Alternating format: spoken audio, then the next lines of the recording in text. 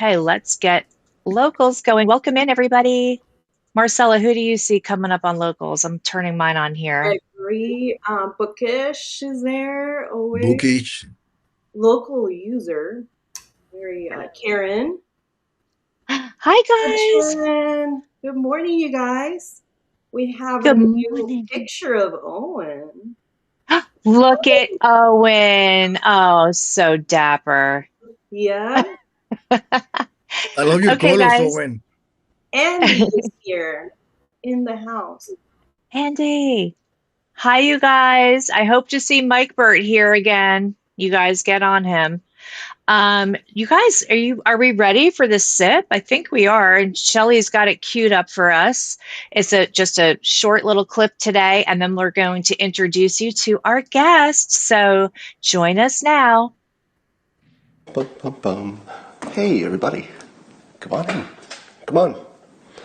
Gather round. Grab Hi, your Sophia. All right, containers. Shelly, You know ready? what I'm talking about. It's time for the Here we best go. part of the We're day. professional guys. Yeah. We're getting there. It's called Coffee with Scott Adams, and You like you have Owen's come to head the right tilt place for of that. kindness? Let me tell you. Hang on, guys. Oh, you're Shelly, on if a not, hike. let me know. Well, that's good for you. This is a perfect entertainment companion for It's taking a not hike. playing. Look at that tree over there. No. Watch your step. Playing on It's like I'm my. right there with you. All right, Let me everybody, try you know one what thing. you need to have a great Okay. day. To get it off in the right way, all you need is a How you Okay. guys doing? Oh, it's playing? bum, bum, bum. Hey, Oh, they're It's everybody, saying it's playing. playing. come on in. Yes. Come on. Gather round. Grab your containers. You know what I'm talking about. It's time for the best part of the day. Yeah. It's called Coffee with Scott Adams, and you have come to the right place for that. Let me tell you. Oh, you're on a hike. Well, that's good for you.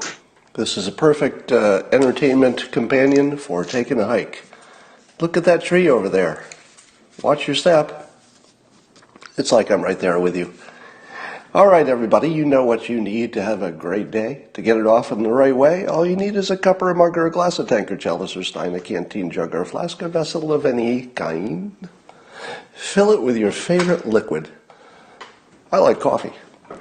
And join me now for the dopamine hit of the day, the unparalleled pleasure. I usually say those in the other order. It's called the simultaneous sip, and it happens now. Go.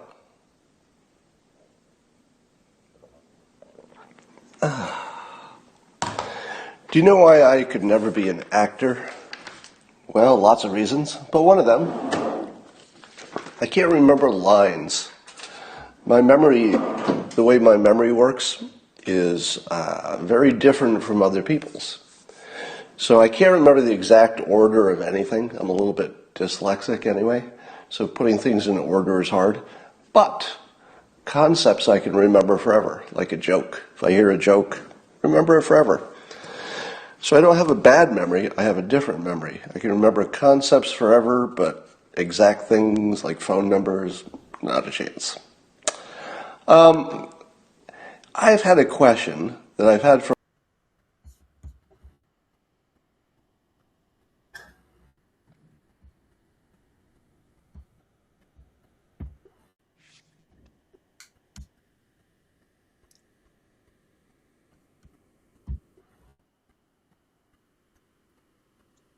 So weird on my end. I couldn't see it. That's so crazy. Good That was morning, beautiful. everybody. That's great. I'm going to do a quick introduction of who we are, and then we're going to get to our guests. So I'm Erica, you guys. Nice to see you. We have the beautiful Marcela next to me. Well, I don't know where you are here yet. We have Sergio looking dapper. Owen looking especially fetching this morning. And in the middle there, I see Kim. You guys, Kim is on locals as Kimbly.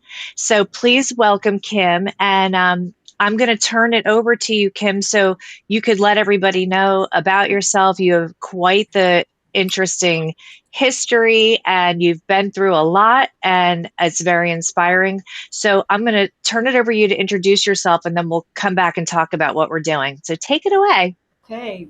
first I have to say, Owen's picture, I used to work in the news business. The tilted head is the anchorman trick for you to fall in love with them, like your dog looking at you with their sad little eyes tilting their head. So I love the new picture. But I started, let me start with when I began to watch Scott, is after Greg Gutfeld mentioned Scott's illness. That's when I started watching the live stream. I had read Dilbert for years and was a fan, and I would see some of his posts on X.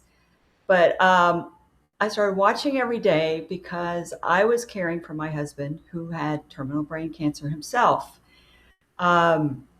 Scott was so fortunate that he had his ability to speak and think up until the very end, but my husband was losing that. And as he began to decline, this was my connection to having interaction with people, and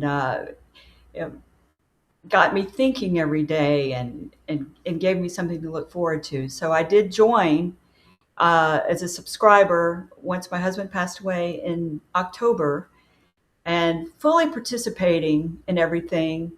Of course, I would watch the locals, a simultaneous sip, but going and interacting. And the first time Scott said my name, he said Kimberly, but he knew what Kimberly was short for that. So he said it a couple of times. He mentioned some of my comments. It's like, wow, I would felt included in the community. I wanted to be one of the beloveds that he talked about. That persuasion from Scott was just so wonderful. It reminds me, now I'm a boomer. I know Sergio has mentioned boomers, but there was a show on that I watched as a little girl, Romper Room, where she would hold up a magic mirror and say, I see Shelley and Marcela and Erica and Sergio and Owen and everybody on the list. And it was so inclusive, so much love that he gave us. So we couldn't help but pour that love back out to him. So when he talked about how much love he felt, that just really moved me. And so here I am. And I do have a little story to tell. This is the first time in 40 years I've been on camera. I started out as a local news reporter in Montgomery, Alabama, when George Wallace was in his last term as governor. I went to Birmingham, then Atlanta, and eventually CNN International and CNN. So I know you hate me now, but that's okay. I am not a spokesman for CNN or the mainstream media. I do have my opinions. So, if we get to do questions, I cannot say I speak for anybody, but I've got my own take on everything. And just want to make sure I'm not leaving out any information. But I have been searching for my next chapter. I was in virtual isolation, COVID plus 19 months with my husband's illness. Like Scott, he got much more time than was predicted. He got over an extra year, and that was very rewarding. And but I do have social anxiety now, which has just shocked me. But the isolation, even the community here, still wasn't enough. So so I have gone back to Celebrate Recovery, which I attended for food addiction, but working on these new issues. So all that ties into the reframe today and my take on the reframe and all of that good stuff.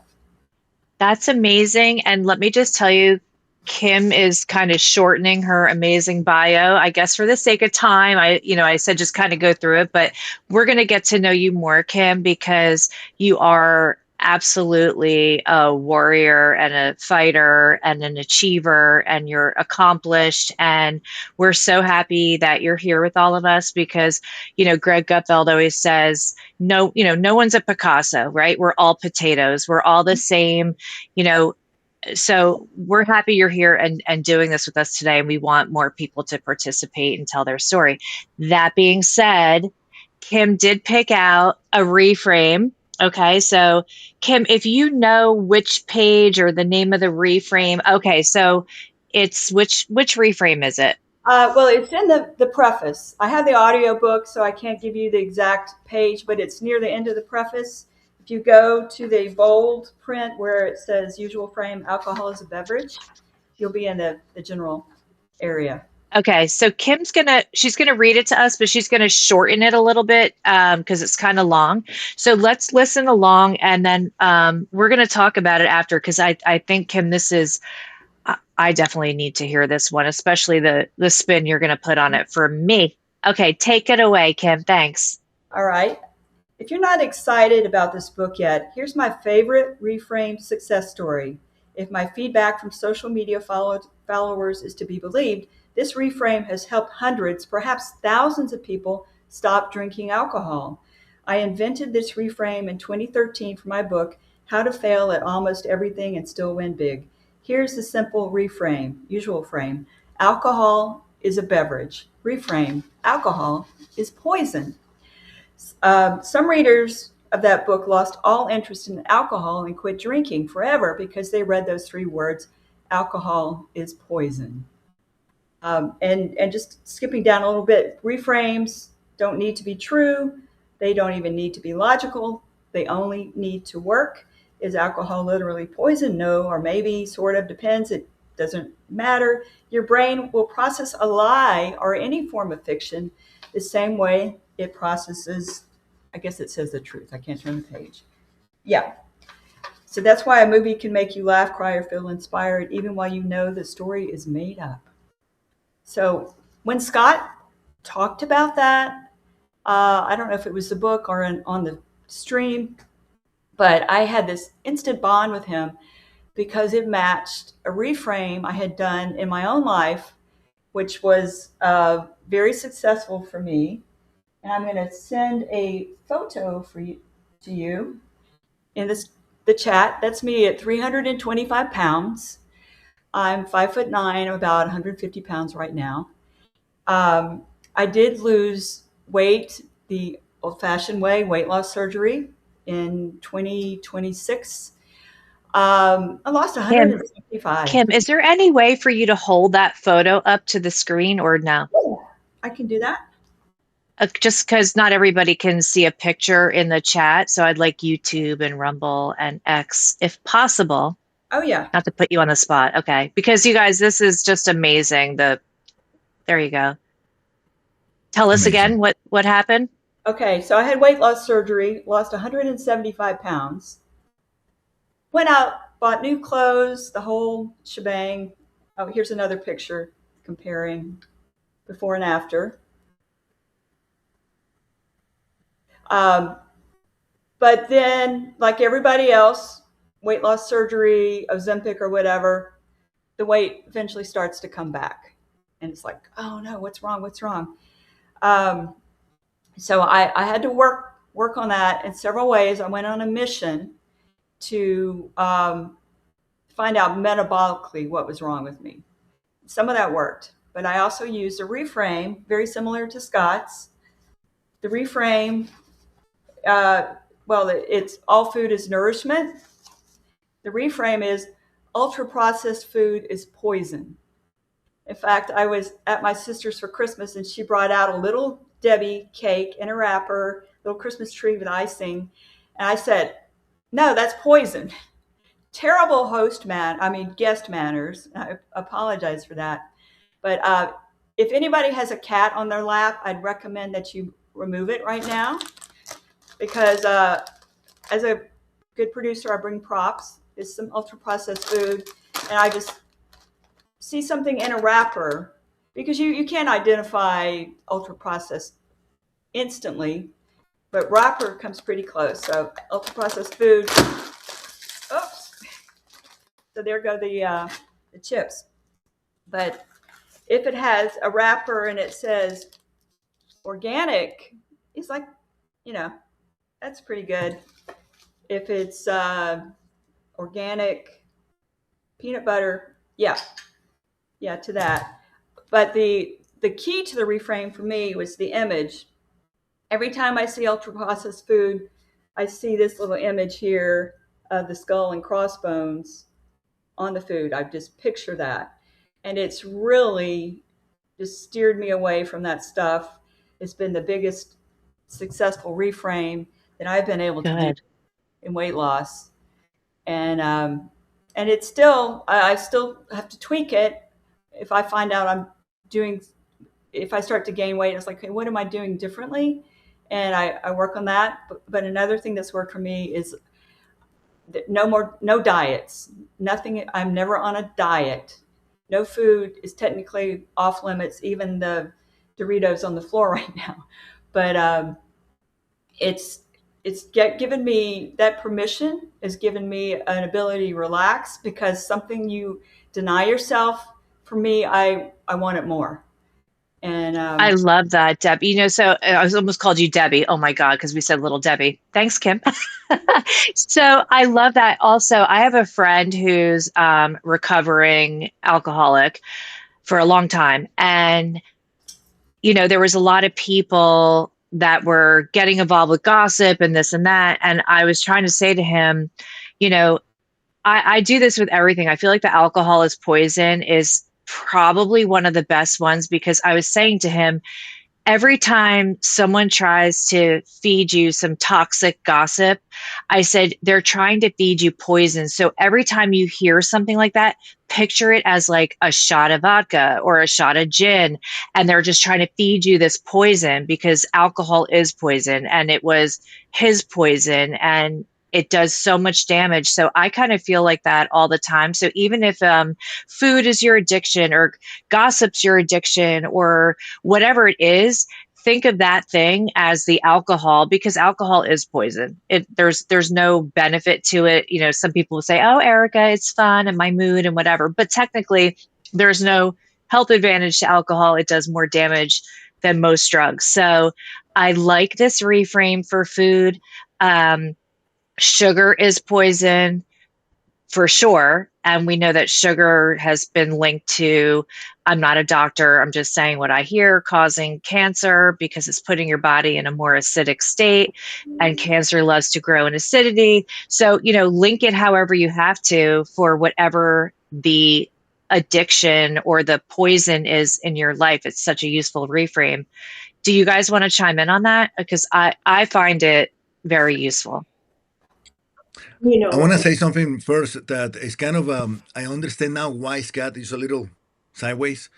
Why Scott can stay with it, not distracted by the memes, because you say like, death and poisons, and I'm smiling and laughing because I'm looking at memes, so I just wanted to say that. But yeah, so ultra processed food, it is poison, right? I like the because especially because a good reframe, Kimbly, that you did, I didn't know what you're gonna do, and because the idea is great, but the key of the reframe that you did was applying it in the wording, and that's what I liked about it. So I just wanted to say that it's very, you can repeat that often and say like, ultra processed food is poison, right? So instead of, I mean, excuse me, yeah, if you say like ultra processed sugar is poison too, because if you say only sugar, sometimes not, but ultra processed UP, I love that. That's it. Thank you.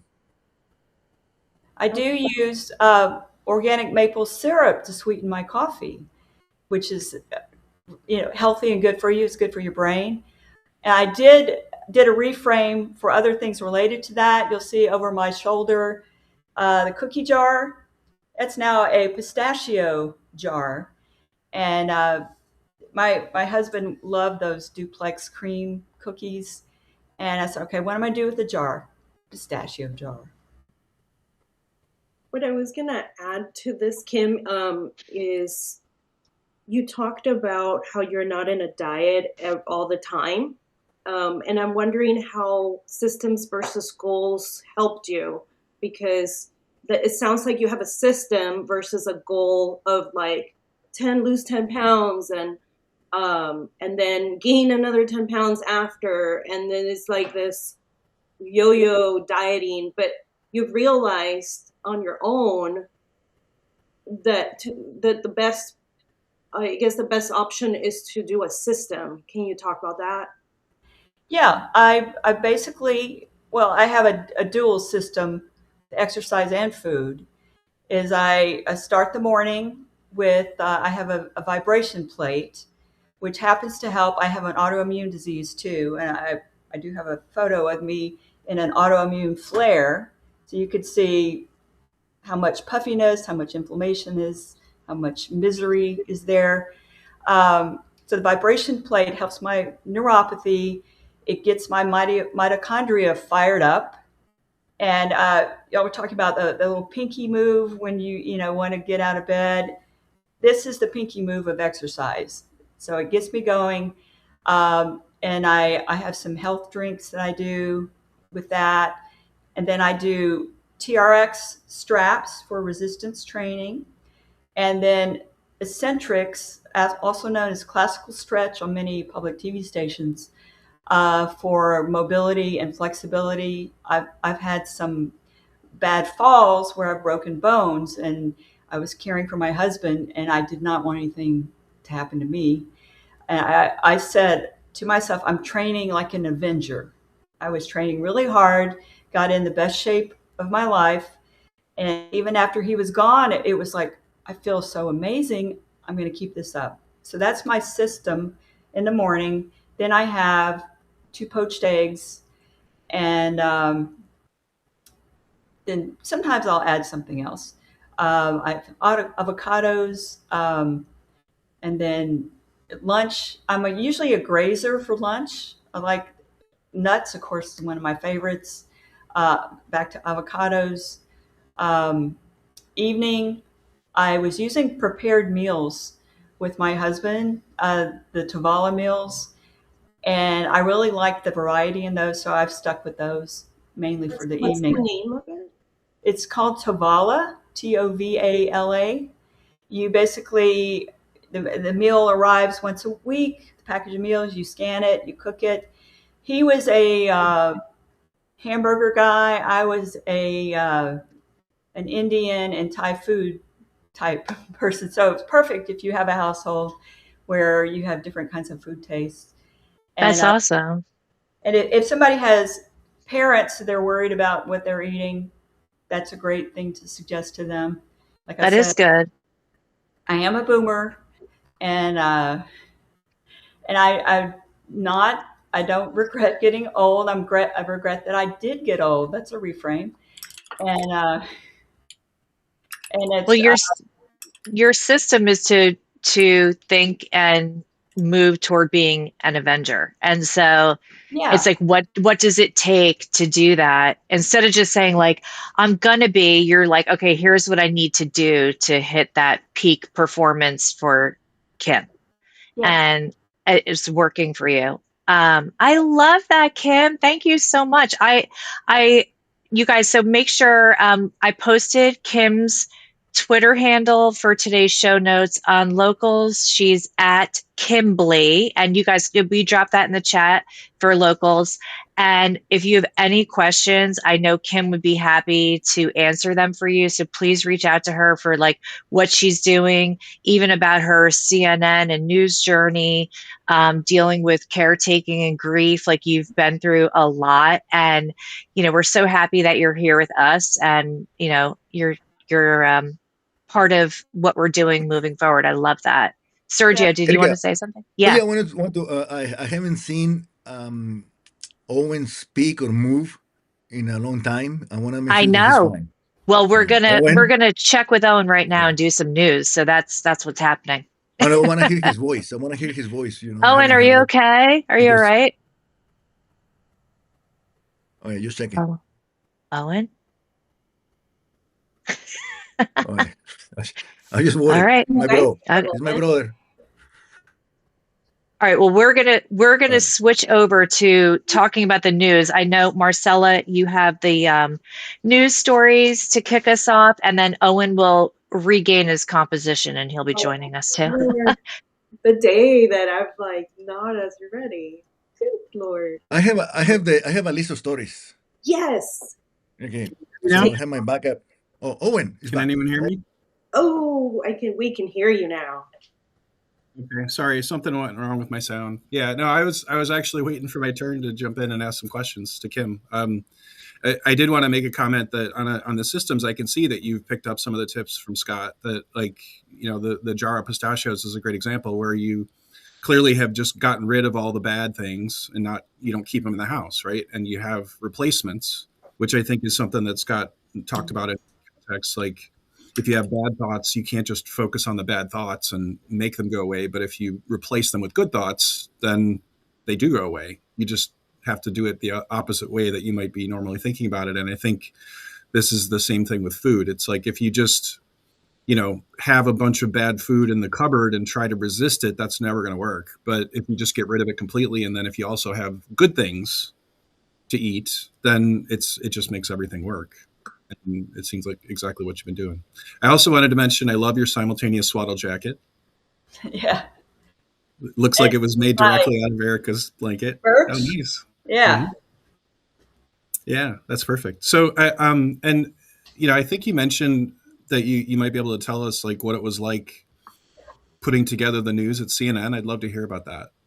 Yeah. Well, somehow a lot of people from viewer comments, they seem to think anchors just show up on the set and they have the news memorized. They're reading a teleprompter. They're reading what's been hours in the making, hours of work. When I was a producer, before I was an executive producer, I produced a show on CNN International, which had anchors in London and Atlanta. And the show aired at 1 o'clock Eastern. I'd show up at 5 a.m. and I would do what you do, Owen. I would read every story out there. I would read every story on AP, Reuters, AFP, which is a French news agency. Yeah. And read all the inputs from CNN, what they have available, which reporters, which live shots. There is a massive army putting the news together. There's a futures editor looking at news they know is going to happen. Of course, they have assignment desk editors, domestic and foreign. Oh, they wouldn't use the F word, international, and ready to pounce on news. So you would decide what's going in the show. I had shows that range from 30 minutes. The show I was talking about now is an hour. When I was an executive producer of the weekend morning shows with Miles O'Brien and Kira Phillips, I had 3 hours. There was a producer for each hour of the show, and I oversaw the whole thing. So, and your concept of the long form stream is very similar to putting together a 3-hour block of news. Okay. So you would do the rundown, I would do the rundown, and then have a meeting with copy editors and writers. And they would normally start writing on the show about 2 hours before it airs. And many times, the stories would be still being written as the show went on, which is a source of panic that you get used to, that your show isn't even complete yet. But I would assign a time to the story, how long it was. They could get 20 seconds to write the story, a 30-second story. Mm-hmm. Is the reporter going to get 3 minutes for their live shot, 2 minutes? And by that very nature, you have to know that any news you watch on TV, you're not getting all the news. You're just getting the skimming over of what's in the news. And So how do you pick the stories, and how do you pick, like, what order they should go in? Do you group things by topics, or and then is there kind of a narrative that gets woven into that? Yeah. Well, obviously, the first priority for news is new. So what's new? Mm-hmm. What has the biggest impact? What are people going to be interested in? So, of course, what's available for news gathering. One of the most boring things in news gathering is what they call a beeper or a phone interview. I don't know if you or any of you are old enough to recall when you would be on a recorded phone conversation, there would be a beeping noise in the background. So that's why they call it a beeper. I was privileged to be on the phone a few times with Jimmy Carter, Benjamin Netanyahu. He's like, Mr. President, hold on, we'll be on the air in about 1 minute. I got to cover several presidents when I was a reporter and producer. I got to cover an inauguration, a Republican convention. I got to go in the White House in the East Room for cabinet swearing in. I mean, I'm kind of like this Forrest Gump geek, all the cool stuff. I was in London when Princess Diana passed away, and I was the control room producer for that for the first 12 hours. And but as far as constructing the news, there is a morning meeting every day where the head of the network, he's like the conductor of an orchestra. Each division, the national, international, the features units like science and health, they report on the stories of the day, what's available reporter-wise, what they call packages, the pre-recorded segments are available. So you take all of those elements and put them together and try to make it interesting. And the stories that I like to put in were usually kind of outside of, okay, here's the news of the day. And that is why you see everybody covering the same thing. And if you watch, my husband used to like to watch Fox News all day long, which to me, watching news all day long is a form of torture. News is not meant to be watched all day long. You're meant to watch an hour and get the news and then go about your business.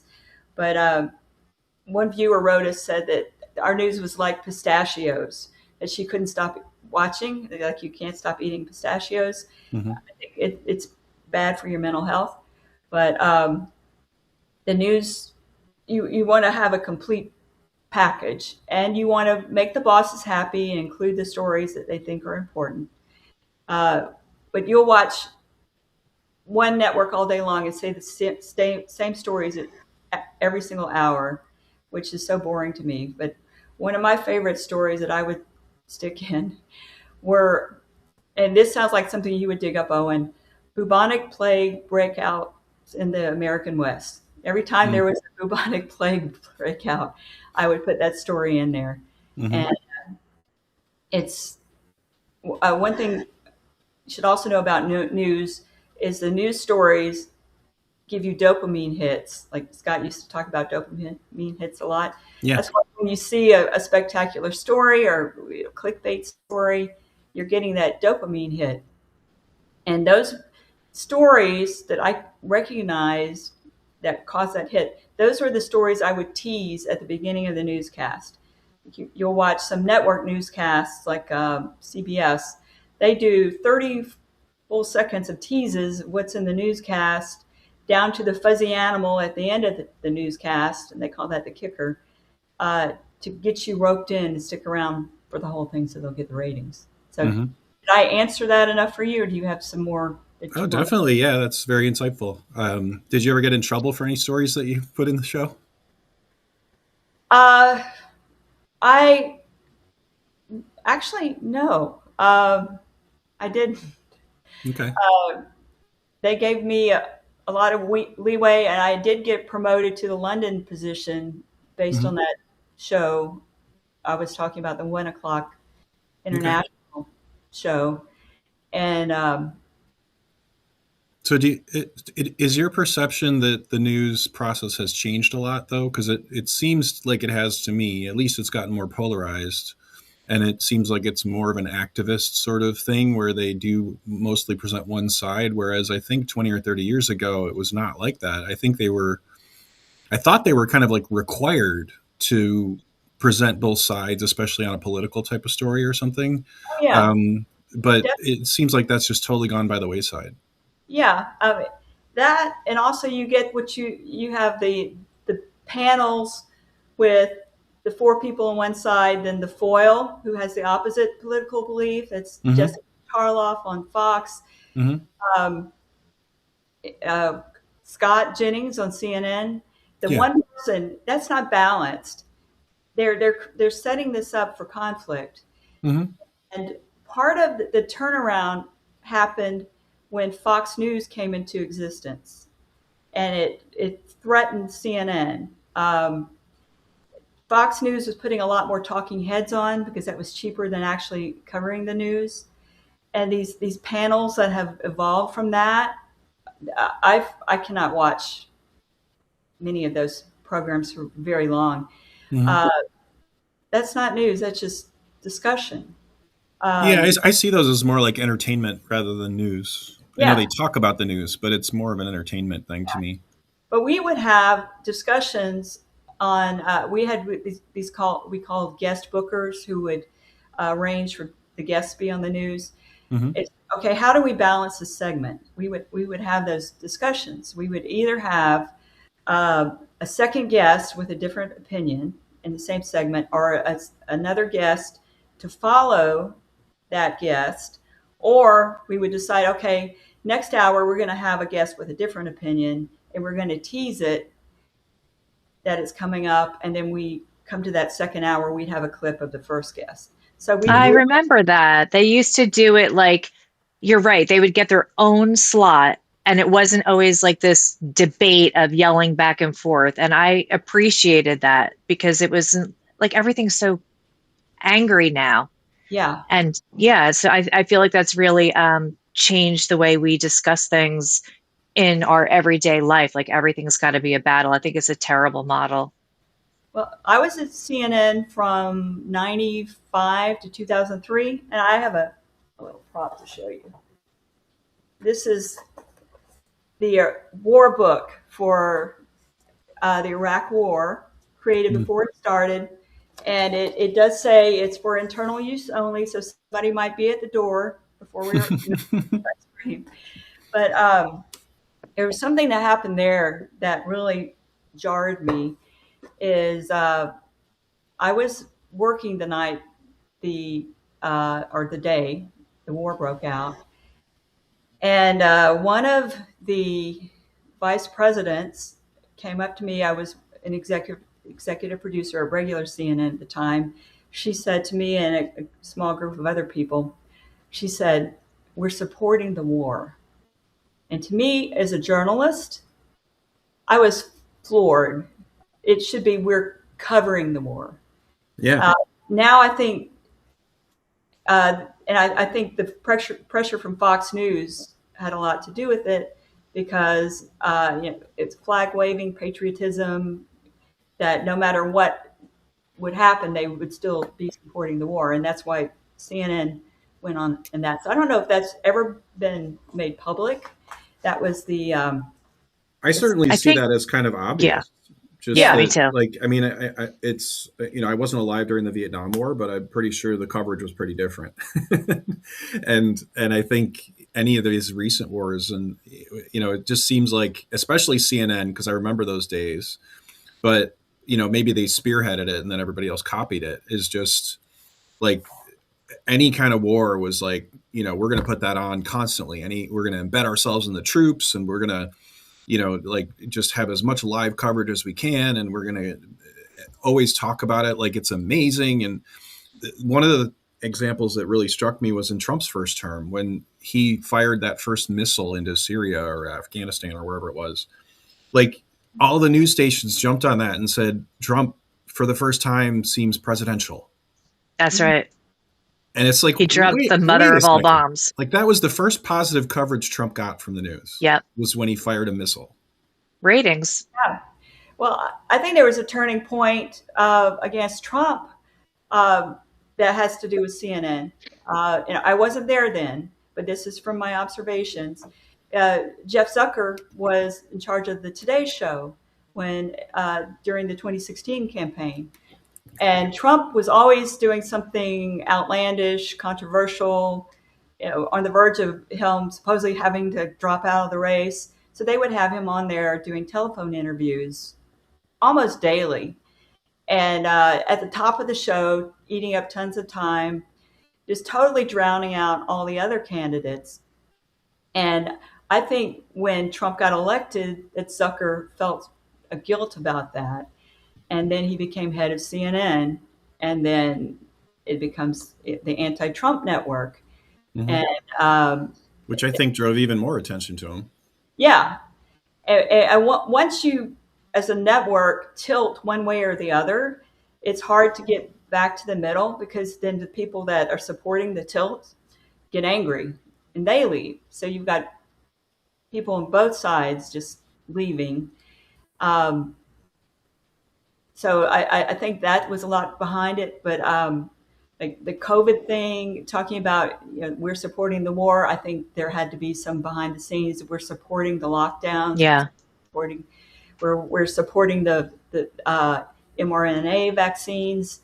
And it's the media has lost its posture of objectivity. Mm-hmm. And I wouldn't say that every single person that works there has, because I know there was a lot of internal advocacy for fair journalism at CNN when I was there, and there had to be there after I left. Yeah. So what do you think of the recent story that the Trump administration is going to start requiring the networks to have balanced coverage? I think there still has to be hands off on the media, the First Amendment. But wasn't that an existing law that it's been in place for a long time, and now they're just talking about enforcing it? Are you saying you don't think they should enforce it? Well, the broadcast networks are under the FCC. Yeah. Because of the public airways. So they do have some public service obligation that they could be violating because of that. Yeah, and I think that's what we're talking about, where they're going to try and enforce it. It's just the public airwaves, like CBS, NBC, ABC, and maybe PBS or, NPR. I don't know about NPR anymore because they're not funded by the government anymore, so that might mean they're outside of it. But mostly the ones that are on the major stations like that, right? Yeah. And I think CNN and Fox can still do whatever they want. But What, I mean, do you think that's going to work? And do you think are you saying that it shouldn't be enforced? Oh, and it was called the Fairness Doctrine, Cynthia just told me. Okay. Yeah. And that the Fairness Doctrine was repealed. I don't remember which year, where you actually had to, like, people like Rush Limbaugh couldn't be on the radio if the Fairness Doctrine had been enforced, because the station would require equal time to someone with an opposing point of view. And so that gave rise to the partisan talk radio boom. So to me, government doing things to quash the journalism troubles me a lot. That the shows, if they're not doing public affairs shows, I think the FCC could step in and say, okay, you need to have these balanced public affairs shows to serve the public interest. Anytime any kind of censorship is discussed, the Democratic side discussed it a lot. Hillary Clinton, John Kerry, that the whole free speech thing was an obstacle to them. I'm very much a free speech advocate, and I would hate to see a heavy hand of government cracking down. But if there are specific things they are doing to deliberately exclude all sides, I could see fines, but I couldn't see anything, more Yeah, well, I mean, I think it is probably all money related in terms of it would be some sort of fine if that was what it came down to. But I certainly think, there's like outlets like MRC Newsbusters that cover this a lot, where the coverage is heavily skewed, like on these networks. It's like 90+% left leaning guests, left leaning points of view. They don't cover stories that are good for the right. The late night shows, which I don't know if that really is really in the same category, but they have something like 99% left leaning guests, and so I think statistically there we have the information that says this is completely unbalanced. But I Yeah. think as far as what the rules should be or how that should happen, I don't know. How they could do that, because first of all, I don't even know if the right leaning people want to go on these things, but even if they do, it would seem like somebody would have to be the scorekeeper, and maybe it would be someone like Newsbusters that would keep score. But it does seem difficult to me, because how do you measure a point of view? Like I understand we kind of know it when we see it, but like you said, someone could just have a different point of view, and Well, that Owen, doesn't necessarily mean left and right. I think that, like Scott always says, you 80/20 rule, you can't, I don't believe anything personally, but what my issue is that people are acting as if they're journalists and that they're news. And I feel like, so as someone told me here that the fairness doctrine did not pertain to cable news. So there's that. Mm-hmm. Also, somebody said on locals, I'm sorry, I didn't see who it was, define news or define journalism. So also, I just feel like someone like Rachel Maddow or whatever, all of them, even Sean Hannity, all these people, it should say opinion. This is an opinion piece.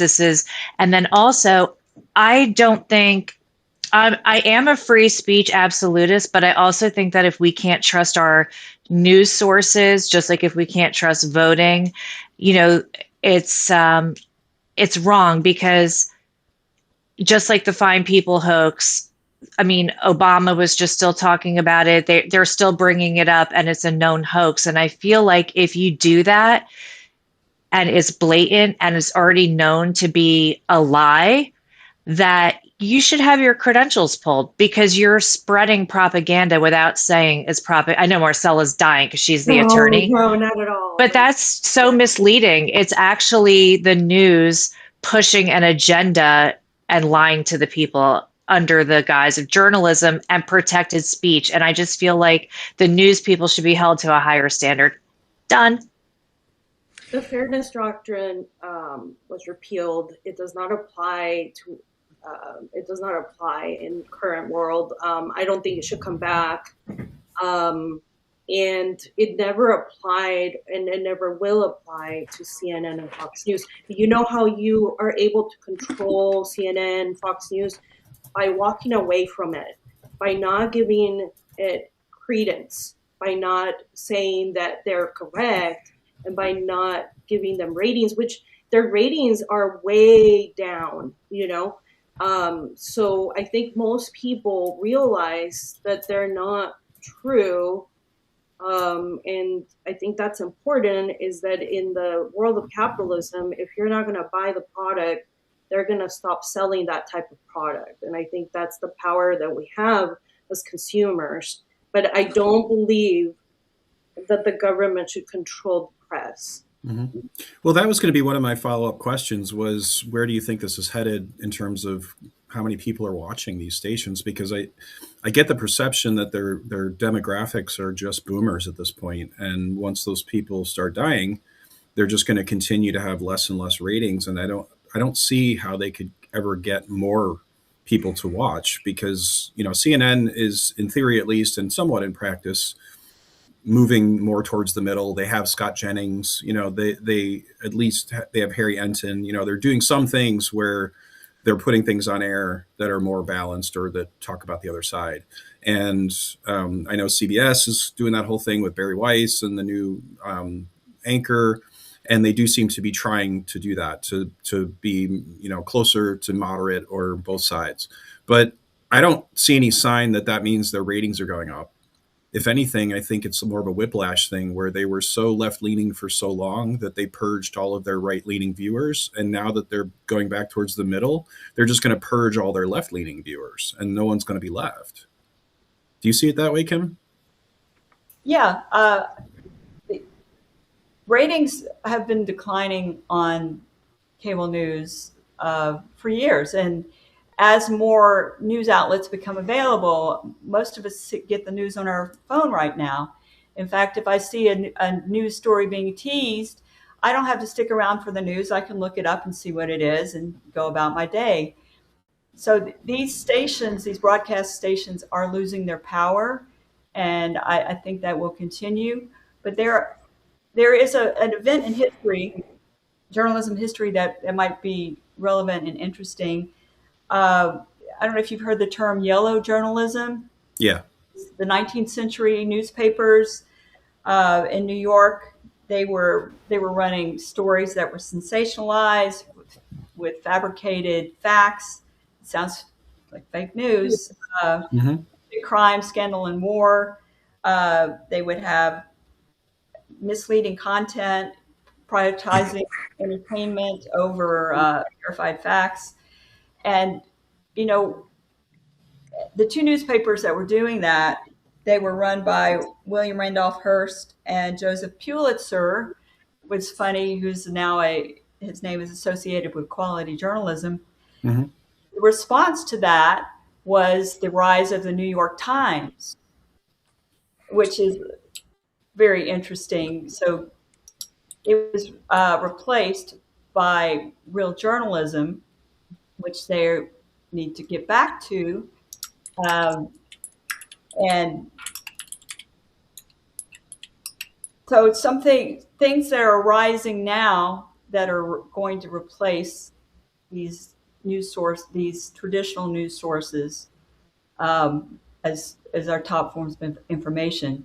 In fact, until news was viewed as a money-making tool, it was created, the evening broadcast was created to serve the public interest. But once these networks realized they could make money, that's where the ball started rolling for things to go awry, to put sponsors of the programs that are the ones that these news shows should be covering.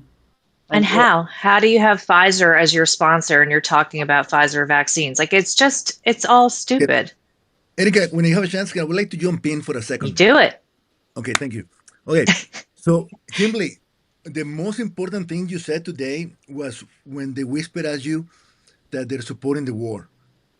That was the one that I felt how you got goosebumps when they told you that, right? Yeah, because I can feel it, and and that's what they revealed to you, that all the news channels and the Scott inside of me is about to explode the whole show, because Scott told us that all the news channels are there to provide an opinion for us. If they can be self-sustaining and make some money, so you don't have to subsidize them, that's great. But all the news shows, Scott told us many times, that they were there to assign an opinion to all of us. That's all they're for. So if they make money or not, some of them make more money. When they start losing ratings, that's not what they want the most. That's a symbol and a measurement of how many people are under that message, under that opinion, right? So whenever the ratings fall from the news, the ratings will go up on a YouTube channel now, right? And a lot of YouTube has taken over that, and people feel like, I don't watch the news anymore. I'm not brainwashed. I watch YouTube only, and it's the same thing. So because it's all the people. So the word fair and balance from the beginning, Scott has told us that they were invented those words for children and for idiots to fight over. Okay, so because that's all is going to happen. It's like, it's not fair, or it is balance. The truth is that there's a changing of the guard now. There's a golden age. Whoever has the power is going to take control of things. CBS changes like what Owen was saying, the shift to the right is, yeah, that's going to happen because none of that is organic. It's all about the who has the control at the moment, and not expecting that they're going to be nice to you when they take over the control back, right? So right now, all this news, there's no fair or no balance to any of this stuff. Okay, it's just what they want us to they want to sell. And what they want to sell the most is war and medicines, right? War and drugs. War gets huge ratings. What? Yeah, the ratings are great, so they can pay, they can buy more cars and get more salaries. But that's not the best part. They're selling the war because the war is the biggest racket. That's where you get the most money, and that's why it has taken 5 years to stop Ukraine. That's why all this war lasted for 20 years because of that. Because it's the biggest money maker there is, and that's what they're for. They're infomercials. They're not information. All these channels, they're just informationals. And you said it. When Trump was pro-war on the first term, they're like, great, let's go for him. Let's support Trump, right? But then, after they saw that he wasn't like starting too many wars, he got, taken down, right? And then, now he's back. Do you think they're gonna, let him do that again? They're gonna try to take him down with everything they got. And so we'll see what happens. But yeah, I think they're hoping for a war with Iran at this point. That's probably the next one. But I think I did see them cheering on the Venezuela and talking about it like breathlessly about the new sonic weapon and how it was such an amazing operation and all that stuff. And now they're talking about Cuba, and they talking about invading Greenland, even though Trump has said he's not going to do that. And anything that's a little whiff of a war just gets lots and lots of coverage and attention. I wish we could have war without the killings, that would be nice. If you had that's like what's got predicted, right? The drones against drones. That's what's coming. Yeah. If we can watch it on TV, that'll be fun, I posted some stories today about the drones, and all the drone swarms are the new thing, that they're coming out with all these different drone swarm solutions where it would just be impossible to do anything against them. So scary. It's so scary. I do appreciate the drones because obviously it'll save lives, hopefully, for troops and people's sons and husbands and fathers. Kim, when the drone wars start, I'm going to go over to Sergio's house and he's going to protect me. Oh, yeah. Sergio, you guys, Sergio has a drone.